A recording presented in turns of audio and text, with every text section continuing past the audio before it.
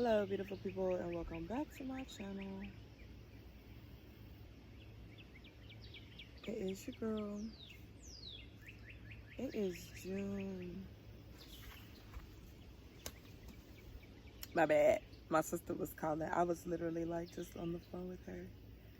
Just kind of like having a brain dump type thing. But I think her husband called, so she was gonna call me back. But then I got inside of my head, and then I got to thinking, and then I was like, I haven't been on the camera, and today is Tuesday. Welcome to the channel. It's like probably like 9:30 in the morning, 9:20, and I'm just sitting in my garden. I just got done watering my garden, looking at my elephant ears. They're coming through tremendously. I'll come at y'all with a garden vlog this month, because I don't know if I gave y'all one last month. I haven't made a lot of progress, but it's alright. But really this morning, I'm really coming at y'all with like a brain dump, morning dump. My most inspirational time of the day is first thing in the morning. Like after I water my garden, I usually sit here and I write in my spiral. And I have this little thing,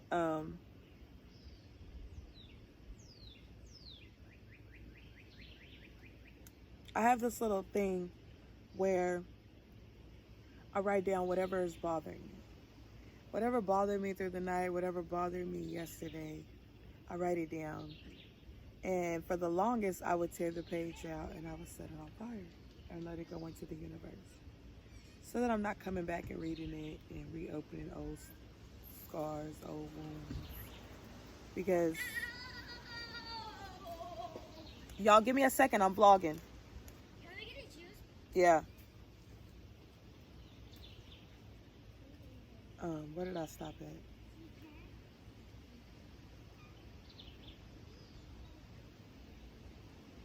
They made me lose my train of thought.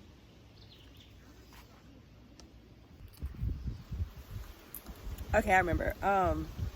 Opening old wounds and like bringing back memories or just a feeling that I don't want to feel again. That's how I looked at it, because really your past is like, you can't go back and change it. So then it becomes a figment of your imagination, because you can't go back and do nothing else with it. You just got to hold it in your memory. And then not everything is to be held. Not everything is to be remembered. But that doesn't mean that didn't bother you or it didn't hurt you. But it doesn't make sense to go back and dwell on it, if that makes sense. In your future, you can't predict it, and all we can do is try to predict it, because we don't know what's to come. And that kind of causes it to fall into a figment of our imagination too, because we don't know. We can just think about it, picture it, see it, want it to be that way. We don't know what it's going to turn out to be like. And I say that way because it was just March when me and my best friend was talking about taking trips to Miami in May and June. And I'll add the screenshot right here. In the conversation, she mentioned we got all year, sis. And I'm sorry, y'all.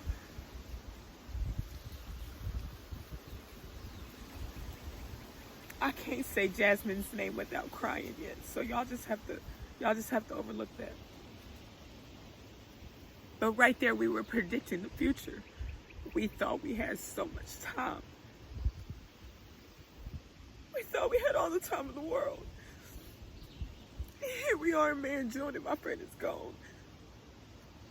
And I can't get her back.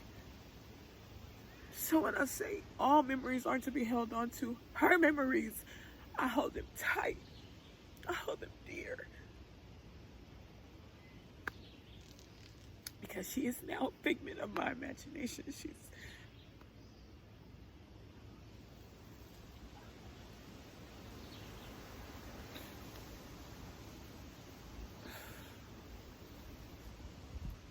don't know, y'all. I guess that's why I'm calling this a morning don't, because my mind has just kind of been everywhere lately. I was just watching, I've been going to this online church on YouTube. It's called the Lighthouse Church of Houston or something like that. It's with Reverend Keon Henderson, Pastor Keon Henderson. It's non-denominational, of course, because I'm non-denomination. But my mom, I was raised Baptist. So when I go to church with my mom, I'm Baptist. But ever since I was in high school, when I was going to church by myself in Smithfield, even that church was non-denomination, and I was very active in that church. I loved that church. It's just a better understanding with God, if that makes sense.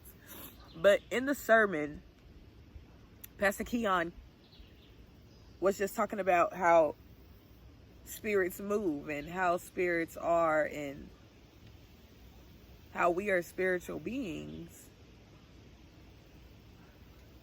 I'm trying to talk now, and I think God is like telling me, like, you're talking too much.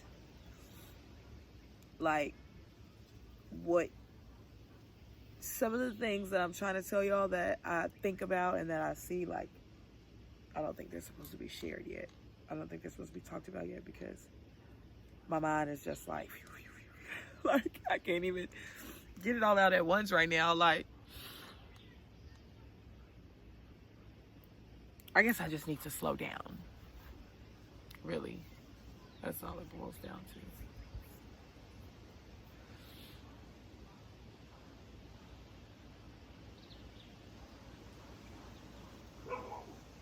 Because I went a lot of places at one time, but I'm going to take it all the way back. And we're going to go back to writing in the journal.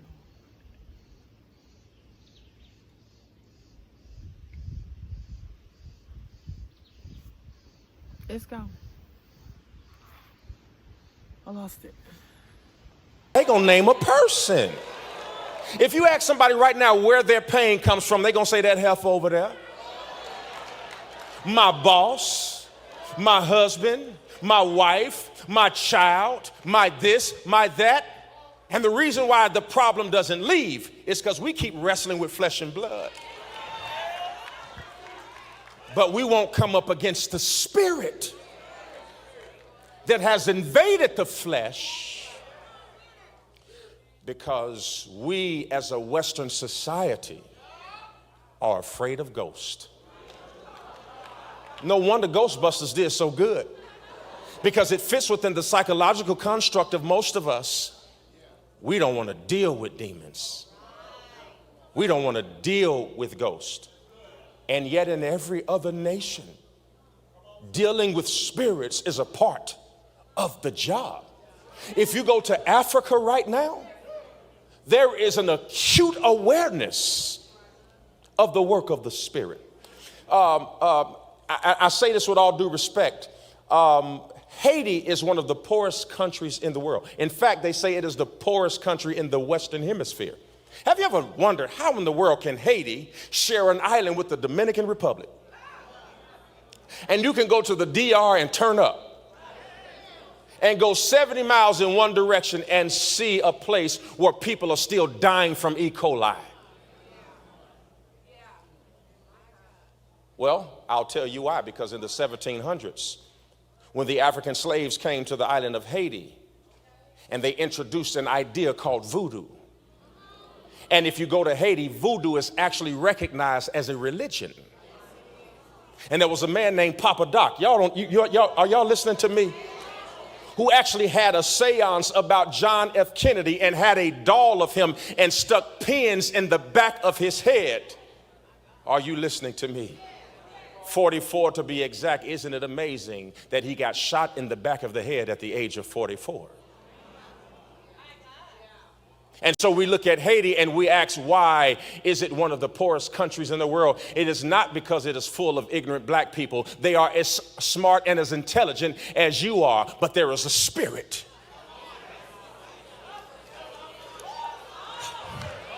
that has set on the region. And if you want to know what's going on in America right now, while there are wars and rumors of wars and mass shootings and all of this hatred and vitriolic racism, because racism is a spirit. And it has sat on our nation, and I don't care how many companies give $1 billion towards equality, it ain't going nowhere because spirits don't have bank accounts.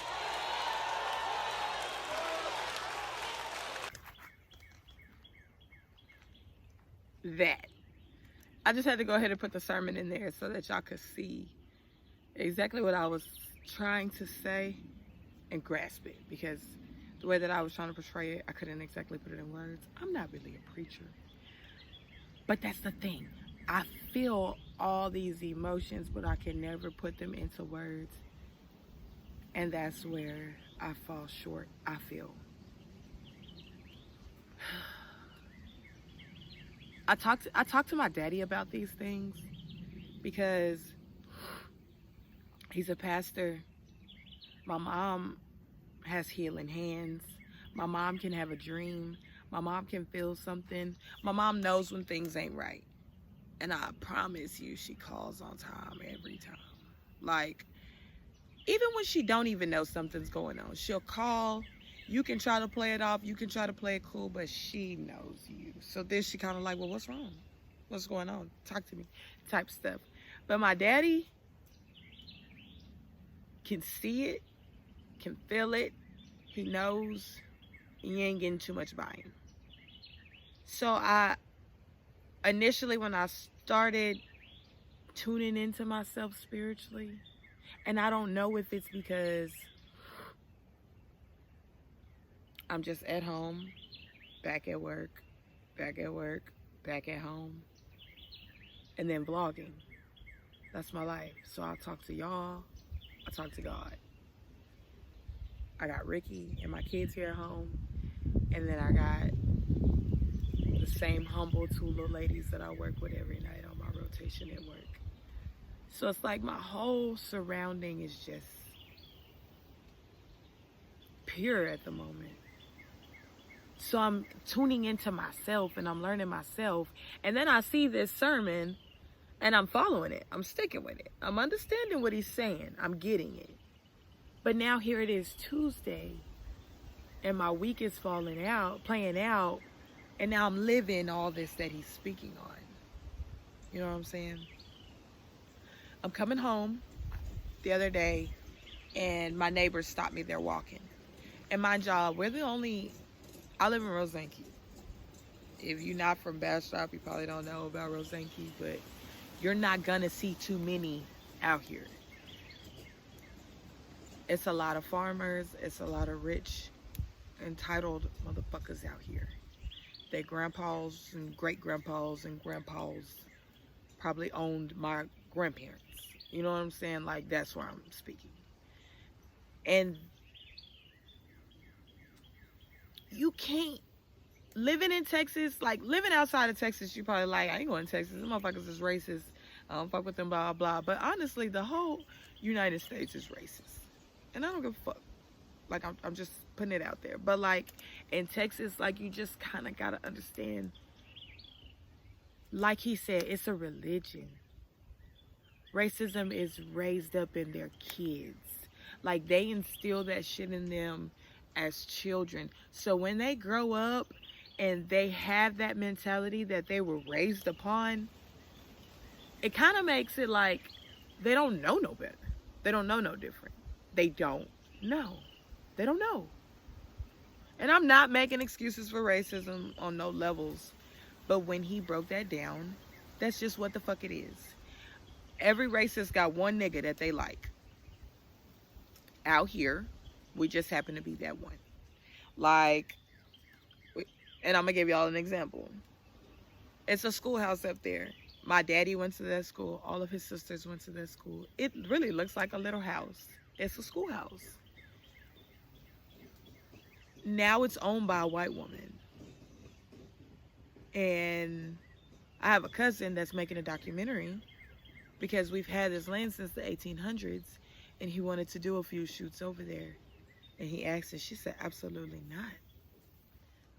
A nigger will never step foot on her property and looked him dead in his eyes in 2018. Right then is when we realized like we are still living in that day. So we stayed ourselves, we stay out the way. We don't really talk to her no more. But just recently we lost a dog. My brother lost a dog. And she's flagging me down. I don't speak to nobody out here, bitch. Like, when I'm in my car, I come straight home and I go straight the fuck up out of here. And she was flagging me down, so I'm looking like, fuck. So I stopped. She's like, did y'all lose a dog? Da, da, da. This wasn't her. This was her daughter. So she was like, well, we keep seeing the dog. The dog's back here. Da, da, da. I'm like, nah, I ain't lost no dog. You know what I'm saying? But I slipped my mind that my brother lost his dog. So I'm like, nah, I ain't lost no dog. So I'm just ready to get out of her presence. I don't want to mix my energy with her. I don't want to mix my spirit with her. I don't want to mix with her. And then I get home and I'm like, damn, Quincy did lose a dog. So I eventually see the little lady at the mailbox again. So I tell her I did lose a dog. She's black. Her name is this. She's like, okay, well, just let me know. And whenever y'all come get the dog, just call me, please. We don't want Bobby freaking out. I'm not coming to your house, lady. You can have that dog. But right there, you can see in her, she's fine with black people. But it just goes to show her mama raised her to never, ever, ever fuck with us. So she's just like, call me before you come. No, you ain't never got to worry about me coming to your house ever. So come on down my street a little farther. We have my little neighbors right here. They're sweet, but you can tell they don't fuck with black people. I just see, and then we had a dog named Lassie. She ran away and she went to stay with them. And we allowed them to keep the dog. So they speak on us on, I think, that kind of term. And then we got Jack, the next house. And he is completely racist. He has called me a nigga. He has stepped on my property and called me a nigga, knocked my gate off my hinges and called me a nigger. I know he's racist. So I honk and keep it pushing with him because he is set in his mind that if he would have owned me back then, I would have been his wife. That's how white people think. Here. They don't feel like that's offensive. He literally told me that out of his mouth. Victoria, if I'd have had you back in the day, you'd have been my wife. You wouldn't have been working for me. He expected me to take that as a compliment. And my daddy told him, Jack, you gotta go. Jack, you gotta get off my property. You gotta go.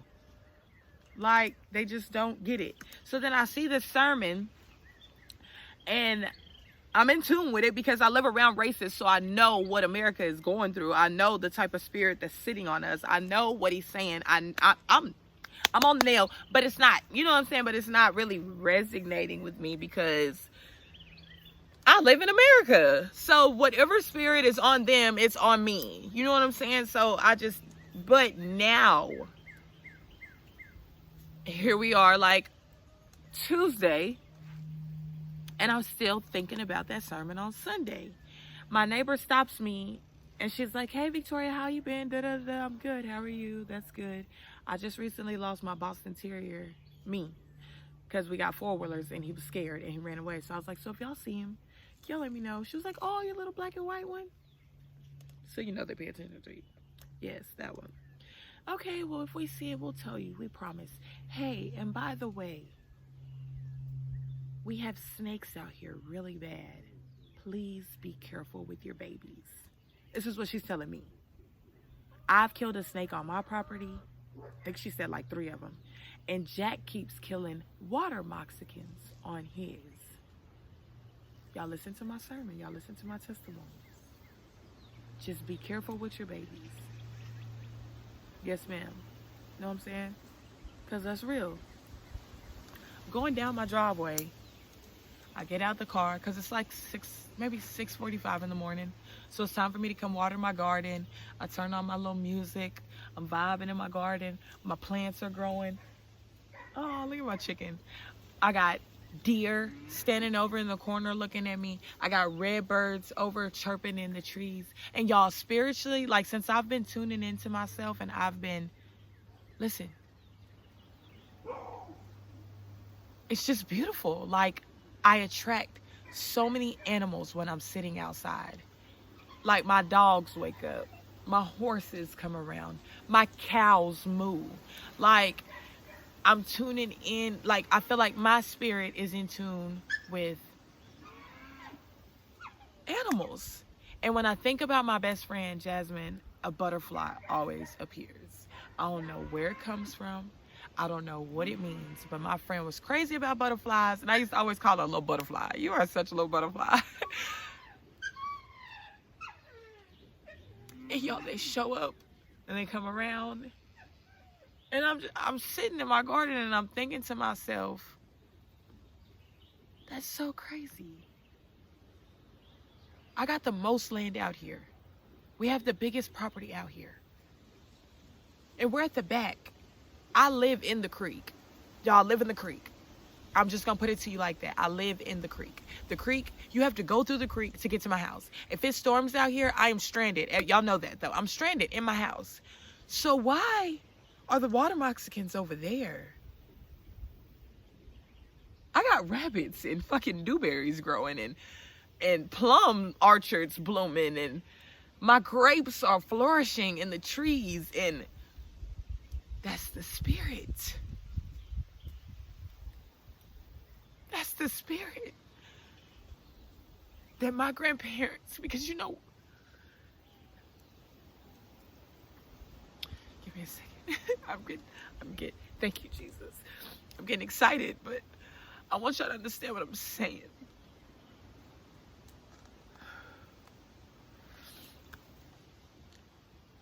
You know, when God blesses you, he blesses you for generations. So when you're praying for your children, you're praying for your children and your children's children. When you're making a way for your kids and you're thinking longevity for your children, you're thinking longevity for your children's children. I'm positive when my grandmother and my grandfather went down to Bastrop County in the 1800s as black people,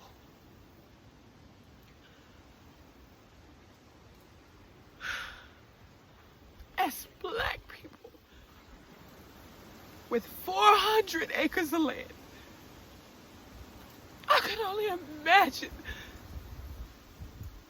the things that were said and thought and talked about on them. I can only imagine. In the 1800s, y'all, follow me. Here it is, 2022. And right where my house is sitting is where my grandma and my grandpa, my great grandma and grandpa's house sat. So, as this week is just playing out, I just see, like, I see everything that Pastor Henderson was saying, like, as in the generations, as in the spirit. That racist and that spirit that sits over Jack's house, that sits over their house, that sits over Miss Bobby's house, they created that.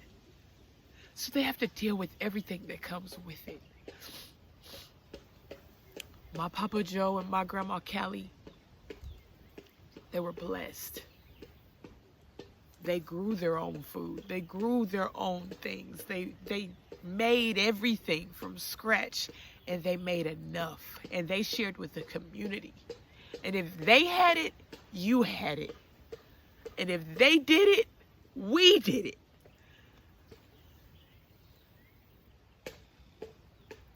I don't even know who planted these plums.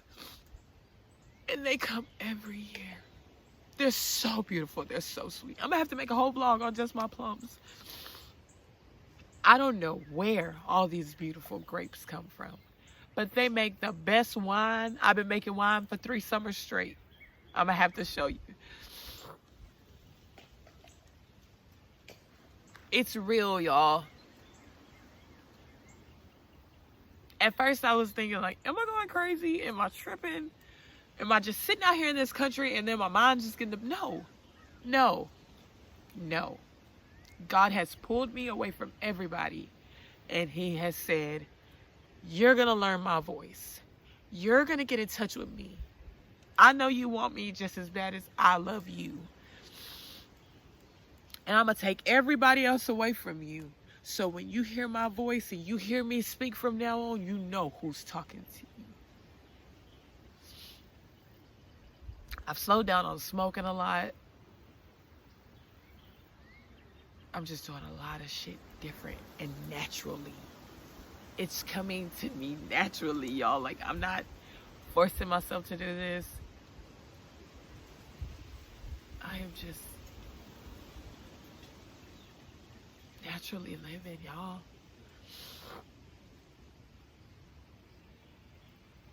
We are blessed. We are abundant. And when you open your heart up and make it to believe that that's what it is, the universe and God, the world serves you so much more.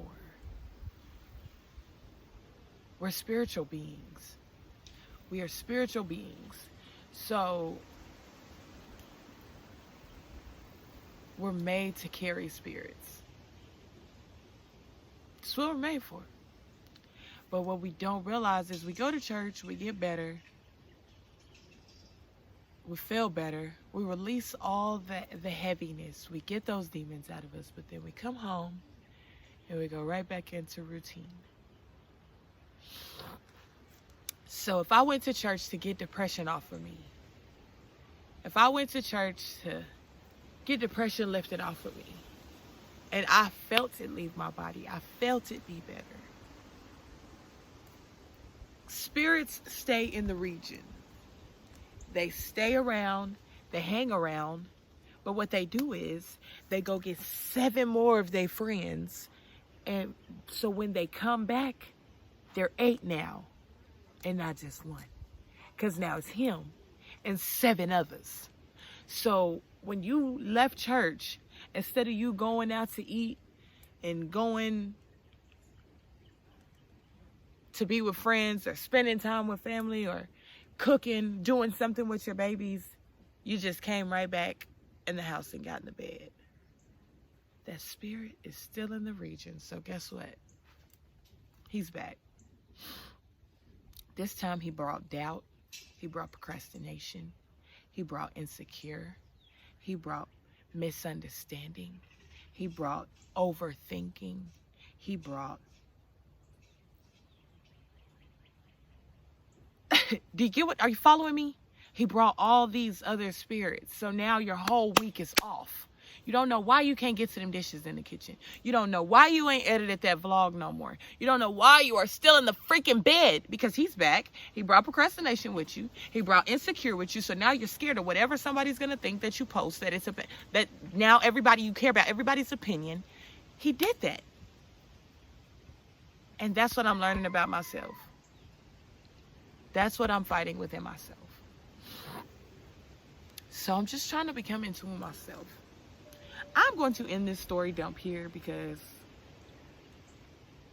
having a conversation with me could last all day.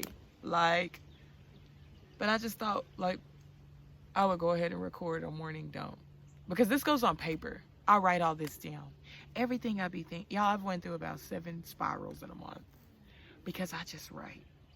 And I write. And I write. And before I realize it, I've wrote. And then I tear it out. And then I set it on fire. And my daddy always tells me, what you burn it up for? You got to go back and see how much you done progress, how much you done changed, how much you done seen. I don't want to go back and see it. I can't go back and change it. I can't go back and fix it. I don't want to go back. I write it down and I let it go because I don't want to hold it. I want to continue to understand life. I want to continue to grasp life. I want to continue to see, take in, and be in every moment that God allows me to have, because I've lost a good 20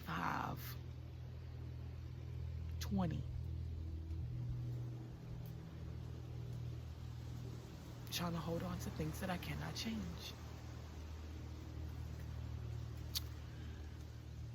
I'm out, y'all. I got to go make my baby some pizza or something. because they're quiet and I know they're hungry because I'm hungry. And I'm going to clean up my kitchen, my living room, and just continue with my day. I hope you guys have a blessed and abundant day. I hope you guys have a great week. I hope you guys understood what I was trying to say today, and I hope we became a little more in tune with each other. If you like videos like these, don't forget to like, subscribe, share, all that good stuff. Subscribe to my shit. Like my shit. Fuck with my shit. And I'll see you guys next time.